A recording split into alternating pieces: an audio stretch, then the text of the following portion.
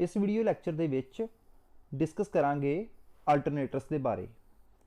Alternators एक machine है, electrical machine है जिहड़ी मकैनिकल पावर नूं AC electrical power they which convert करती है। कि ये इलैक्ट्रिकल डिवाइस है या फिर मशीन है। An alternator is a device which converts mechanical power into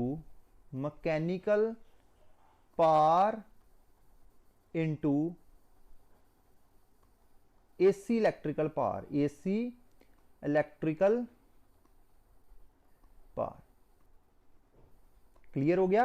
AC ठीक है, अल्टरनेटिंग करंट दे विच इहनूं कन्वर्ट करदा है। जिद्दां आपां डीसी जनरेटर पढ़िया सी, डीसी जनरेटर दे विच की करदे सी कि मकैनिकल पावर दई दी सी ते ओह सानूं डीसी इलैक्ट्रिकल पावर आउटपुट ते मिलदी सी। इहदे विच सानूं एसी इलैक्ट्रिकल पावर आउटपुट ते मिलेगी।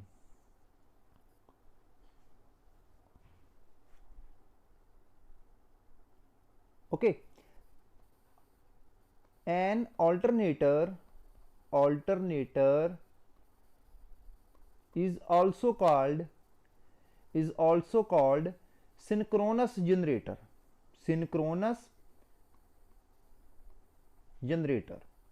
अल्टरनेटर नूं सिंक्रोनस जनरेटर भी कहते हैं। ओके, हुण जिवें कि सानूं पता है कि जिहड़ी अपनी जी फ्रिक्वेंसी होंगी है वो आम तौर पर जी पावर फ्रिक्वेंसी आप जिन्होंने बोलते हैं वो होंगी है 50 हर्ट्स। कितनी होंगी है? 50 हर्ट्स। ओके, तो जी सिंक्रोनस स्पीड होएगी वो कितनी होएगी? 120 F डिवाइडेड बाय P। जिन्हों आप इस तरह भी लिख सकते हैं कि F is equal to NSP। NS की है? Synchronous speed divided by 120। Suppose करो कि स्पीड साढ़े को हैगी है 1500, नंबर ऑफ पोल्स है 4, 120। क्लीयर? कितना आ गया? 30, 0 0 कैंसल, कितना आ जाएगा?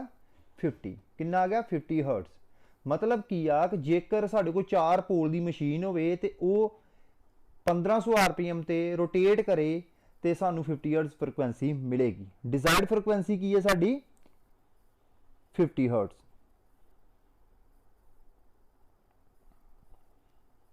ओके, तो ये सानू ज़्यादातर जरूरत किस चीज़ की पेगी? स्पीड नूं आपां किद्दां फाइंड करांगे?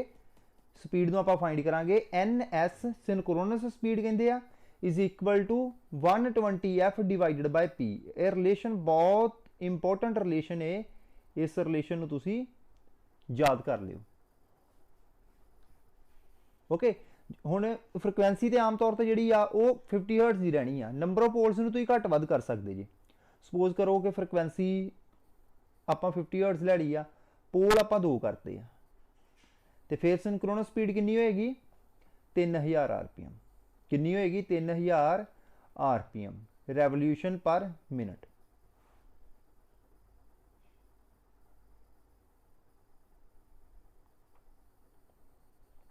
Okay, 3000 RPM।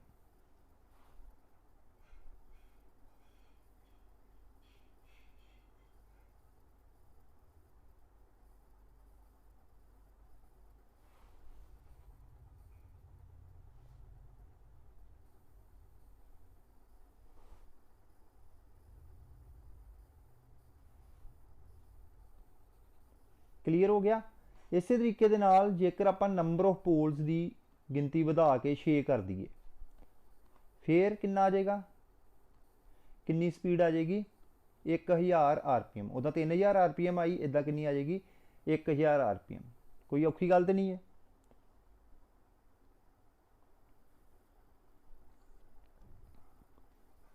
हुण अल्टरनेटर वा जिद्दां मान लो साडे कोल आम तौर पर किहड़े अल्टरनेटर होणगे? 3 फेज अल्टरनेटर।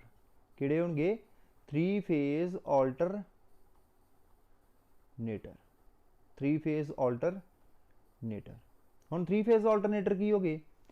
जिहदे विच मकैनिकल पावर जिहड़ी आ वो 3 phase power they which convert हो रही है। ओके, AC 3 फेज दे विच, ठीक है, कन्वर्ट्स मकैनिकल पावर इंटू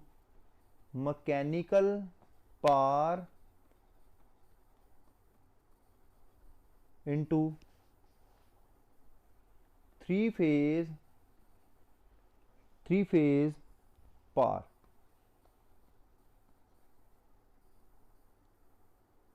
ठीक है, किहड़ी ये पावर होएगी, AC होएगी। अल्टरनेटर का मतलब सिंपल कि जिहड़ी सानू आउटपुट मिलती पई है क्वांटिटी दी, ਉਹਦੇ ਵਿੱਚ ਕੀ ਆ कि ये चेंज हो रहा, करंट तो वोल्टेज का magnitude with respect to time change हो रहा है।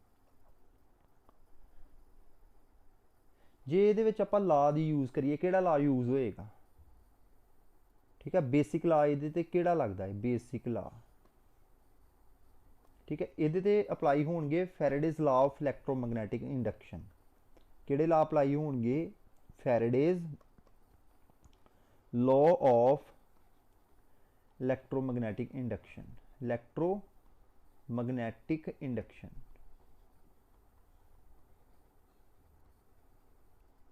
इलैक्ट्रोमैग्नैटिक इंडक्शन फैराडेज दे दो ला ने। ठीक है, फर्स्ट ला की कहता है, whenever a conductor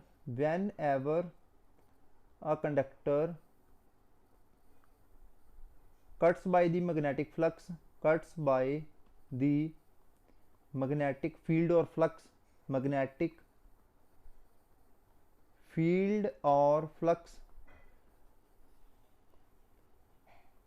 an EMF is induced in the conductor. An EMF is induced in the conductor. First law. ठीक है, सैकेंड ला ਇਹਦਾ ਕੀ ਕਹਿੰਦਾ है फैराडेज का, क्योंकि दो ला सानू पता होने जरूरी आ, क्योंकि ਜਦੋਂ भी अल्टरनेटर ने फील्ड ਜਿਹੜੇ अल्टरनेटर ਦੇ ਵਿੱਚ कंडक्टर्स ਹੋਣਗੇ आर्मेचर ਦੇ, ਜਦੋਂ भी वो फील्ड ਦੇ ਨਾਲ ਕੱਟ ਕਰਨਗੇ ਤੇ ਉਹਨਾਂ कंडक्टर्स ਦੇ ਵਿੱਚ EMF इंड्यूस हो जाएगी, आर्मेचर कंडक्टर्स ਦੇ ਵਿੱਚ EMF इंड्यूस हो जाएगी according to Faraday's law,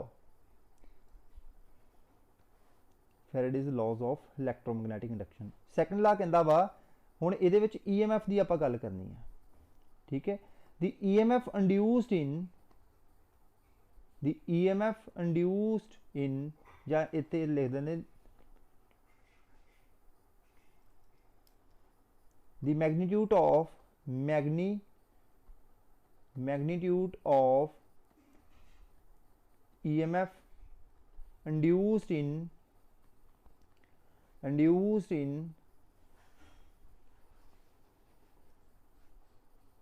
conductor is directly proportional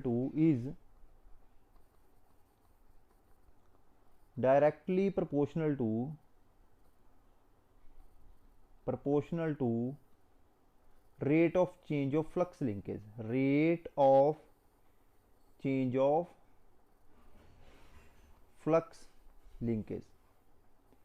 flux linkage with the conductor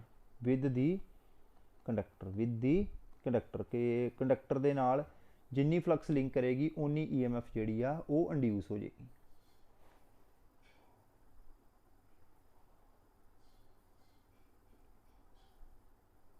okay, clear हो गया ना, ये कोई प्रॉब्लम तो नहीं।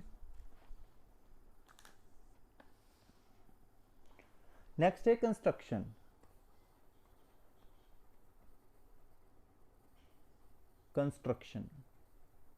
of three phase alternator।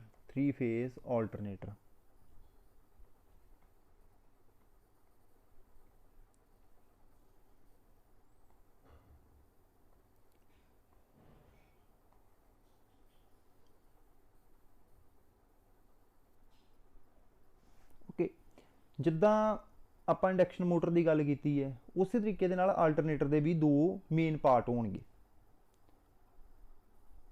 किहड़े part होणगे, स्टेटर ते rotor.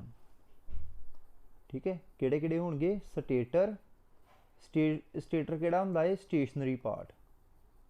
Stationery part, clear, stationary part of the machine. हुण इहदे विच की होएगा, इहदे विच एक होएगा आउटर फ्रेम, जे आपां इहदी गल करिए फस्ट की होएगा outer frame. Outer frame, outer frame आपां पहलां पढ़ चुके हैं, डीसी मशीन भी पढ़ चुके हैं, इंडक्शन मोटर भी पढ़ चुके हैं। आउटर फ्रेम का काम की हुंदा कि जिहड़े इंटरनल पार्ट्स हुंदे ने उहनूं मकैनिकल इंजरी तो बचाउणा, ते नाल दी नाल ये की करदा है कि जिहड़े इनर पार्ट्स ने जिद्दां स्लॉट्स वगैरह ने स्टेटर दियां उहनूं सपोर्ट दिंदा है। आउटर फ्रेम का काम ये हुंदा है। फिर दूजे नंबर पर जो गल करते हैं वह हैगा stator core. Stator core, stator core वो पार्ट होंदा जिथे आपां वाइंडिंग नहीं बाउंड करते हैं, जिहड़ी वाइंडिंग हुंदी है साडे कोल उहनूं आपां बाउंड करना है, उहनूं कहंदे ने स्टेटर कोर। ठीक है, स्टेटर कोर वास्ते किहड़ा मटीरियल आपां यूज़ करते हैं, इहदे वास्ते भी जे आपां देखिया जाए दो तरह के मटीरियल यूज़ करते हैं। For large machine fabricated steel use करते हैं, फैब्रिकेटेड स्टील। दूजा की है for small machine, small machines, ये लिए कास्ट आयरन यूज़ करते हैं, कास्ट आयरन यूज़ करते हैं, कास्ट आयरन यूज़ करते हैं। स्टेटर कोर ये वास्ते किहड़ा मटीरियल यूज़ करते हैं आपां, laminated silicon steel, laminated silicon steel, silicon steel. Okay, ये तुहानूं दस्सिया ही आ लैमीनेशंस क्यों यूज़ कीतियां जांदियां ने, to reduce eddy current losses, to reduce eddy current losses, eddy current losses नूं घटाउण वास्ते आपां लैमीनेशंस यूज़ करते हैं, eddy current losses. Okay, silicon steel का क्यों यूज़ किया जाता है, सिलीकॉन स्टील का यूज़ इस करके करते हैं आपां to reduce hysteresis losses, hysteresis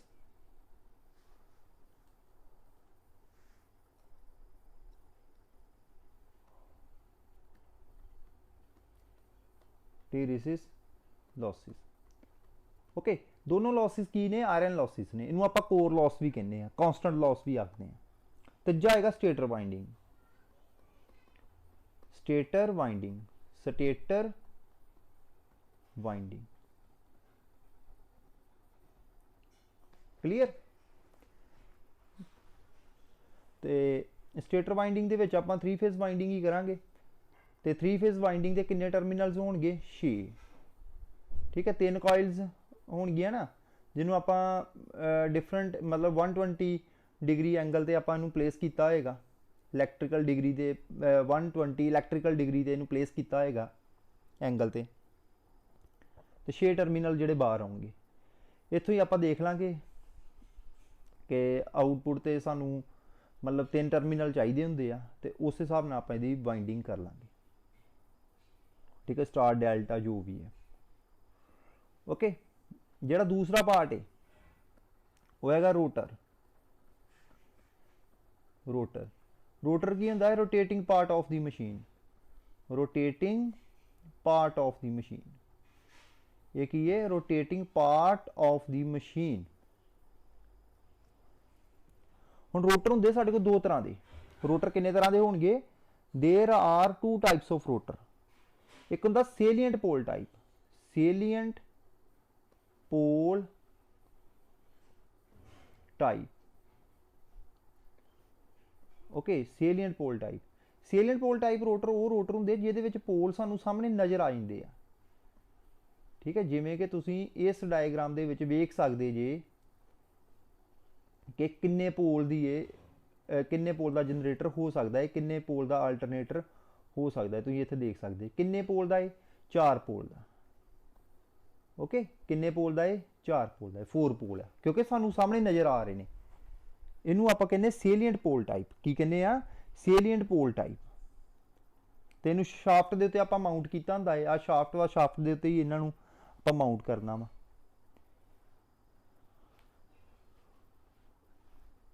okay, तो ये जिहड़े साडे कोल इदां दा मतलब जिहड़े सेलीएंट पोल टाइप जिहड़े अल्टरनेटर होणगे ਉਹਨੇ ਜਿਹੜਾ ਡਾਇਆਮੀਟਰ, ਜੇ ਆਪਾਂ ਰੋਟਰ ਦੀ ਕੱਲੀ ਗੱਲ ਕਰੀਏ, ਜਿਹੜਾ ਡਾਇਆਮੀਟਰ ਹੈ ਉਹ ਹੁੰਦਾ ਲਾਰਜ। ਡਾਇਆਮੀਟਰ ਕੀ ਹੁੰਦਾ ਇਹਨਾਂ ਦਾ? ਲਾਰਜ। ਤੇ ਜਿਹੜੀ ਲੈਂਥ ਹੁੰਦੀ ਰੋਟਰ ਦੀ, ਜਿਹਨੂੰ ਆਪਾਂ ਬੋਲਦੇ ਆ ਐਕਸੀਅਲ ਲੈਂਥ, ਐਕਸੀਅਲ ਲੈਂਥ ਉਹ ਹੁੰਦੀ ਹੈ ਸਮਾਲ। ਐਕਸੀਅਲ ਲੈਂਥ ਕੀ ਹੁੰਦੀ ਹੈ? ਸਮਾਲ। मतलब कि ये रोटर मोटा होएगा बट ये जी लेंथ होएगी रोटर की वो छोटी होएगी। सीधी गल कि आ मतलब एक्सीअल लेंथ जी वो एल होएगी तो ये होएगा एरिया, मतलब जो डायमीटर डी।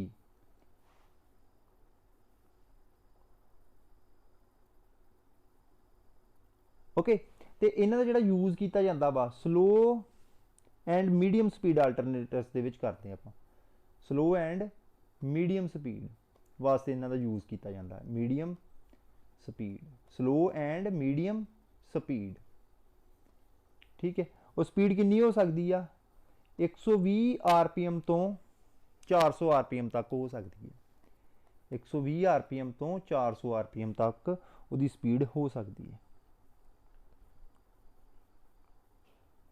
तो ये जोड़े पोल्स होंगे ने ये लार्ज नंबर ऑफ पोल्स होंगे, लार्ज नंबर ऑफ, क्योंकि स्लो स्पीड है ना, तो स्लो स्पीड के जेकर सानू 50 हर्ट्ज फ्रिक्वेंसी चाहिए आ तो नंबर ऑफ पोल्स वधाने पैणगे, क्योंकि जी फ्रिक्वेंसी आ वो डायरैक्टली प्रोपोर्शनल किहदे होएगी? स्पीड ते पोल्स ते, ठीक है। स्पीड ते नंबर ऑफ पोल्स ते, तो जे मान लो स्पीड जी घट वा तो पोल्स ही ज़्यादा होंगे, लार्ज नंबर ऑफ पोल्स होंगे, ये large number of poles. Clear? जी दूसरी टाइप है रोटर की वो है non salient pole type rotor. Non salient pole type rotor, pole type rotor.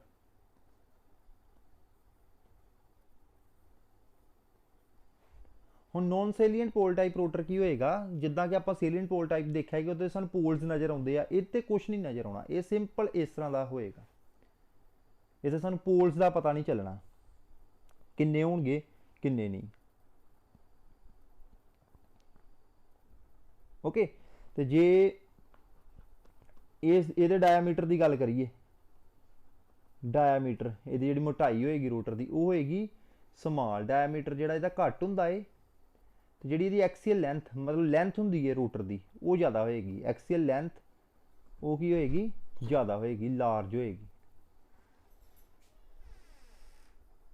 एक्सीअल length की होएगी? ज़्यादा होएगी। तो नंबर ऑफ पोल्स ये घट होणगे, ठीक है। नंबर ऑफ पोल्स वो की होणगे? लैस। नंबर ऑफ पोल्स घट होणगे। इनू आपां यूज़ करते हैं हाई स्पीड अल्टरनेटर्स दे विच। हाई स्पीड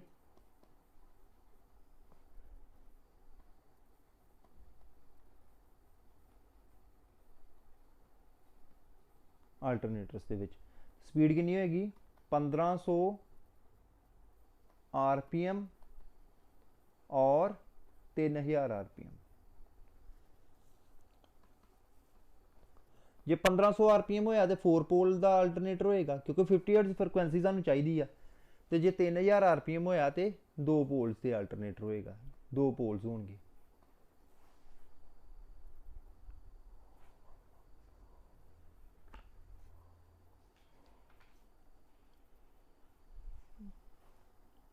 ठीक है। नैक्सट है वर्किंग। वर्किंग वर्किंग तुहानूं मैं दस ही दी है, फैराडेज जिहड़ा फस्ट लॉ उच ही दसती है कि जदों फील्ड दे विच, क्योंकि जिहड़ा फील्ड सिस्टम आ वो पोल्स के उत्ते माउंट हुंदा वा, ठीक है। जिहड़ा फील्ड, क्योंकि सानूं जनरेशन वास्ते फील्ड चाहिए ना, तो फील्ड सिस्टम रोटर ते होएगा। तो जो रोटर घूमेगा तो जिहड़े स्टेशनरी कंडक्टर्स होणगे उहदे नाल कट करेगा। जो उहदे नाल कट कीता, जदों फील्ड ने स्टेशनरी कंडक्टर्स ਦੇ ਨਾਲ ਕੱਟ ਕੀਤਾ ਤੇ ਕੰਡਕਟਰਾਂ ਦੇ ਵਿੱਚ EMF ਇੰਡਿਊਸ ਹੋ ਜਾਏਗੀ।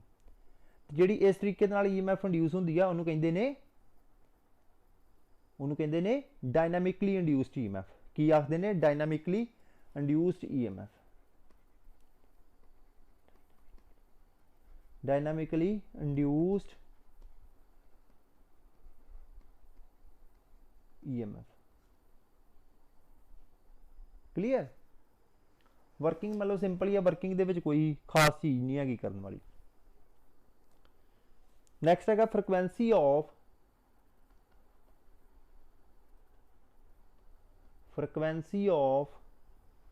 Induced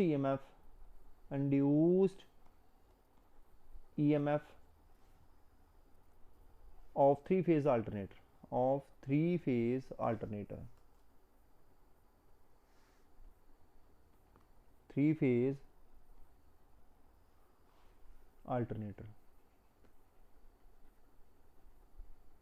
alternator। ठीक है। F frequency is equal to NP divided by 120। ठीक है। फ्रिक्वेंसी स्पीड ते डिपेंड करेगी तो नंबर ऑफ पोल्स से डिपेंड करेगी।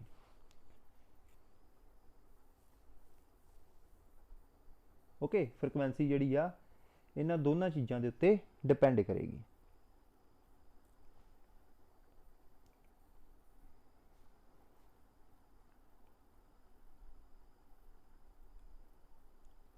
ठीक है, तो मैं लिख देना वा frequency of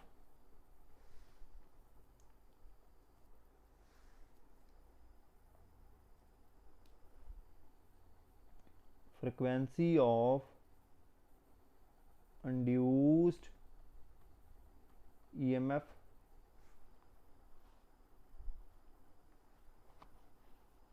depends upon number of poles and speed of the rotor। depends upon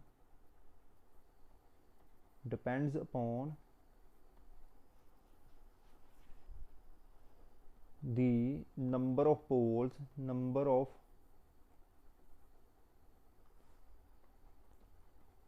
poles and speed of the rotor।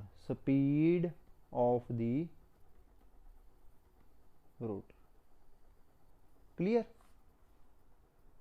Okay, बाकी जिहड़ा पार्ट है वो आपां नैक्सट लैक्चर दे विच कवर करांगे।